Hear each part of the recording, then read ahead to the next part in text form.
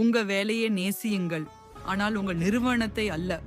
ஏனெனில் அது எப்பொழுது உங்களை நேசிப்பதை நிறுத்தும் என்பது தெரியாது. Doctor A P J Abdul Kalam. எப்பொழுதும் நேரத்திலேயே அலுவலகத்திலிருந்து புறப்படுங்கள். வேலை என்பது முடிவற்ற ஒரு செயல். அதை ஒருபோதும் முழுமையாக முடிக்க முடியாது. வாடிக்கையாளர் முக்கியமானவர், ஆனால் உங்க குடும்பமும் அதைவிட முக்கியம். வாழ்க்கையில் நீங்க விழுந்தால் உங்க மேலாளரும் வாடிக்கையாளரும் உதவ மாட்டார்கள்.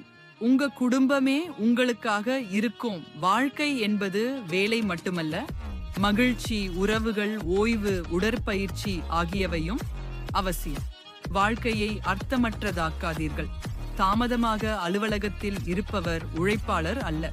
வேலை நேரத்தில் வேலை முடிக்க தெரியாத திறமையற்றவர்.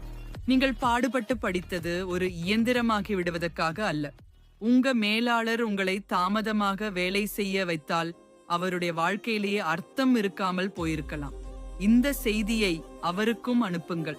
நேரத்தில் அலுவலகம் விட்டு கிளம்புவது என்பது திறமையும் நல்ல சமூக வாழ்க்கையும் உண்மையான குடும்ப நேரமும் தரும்.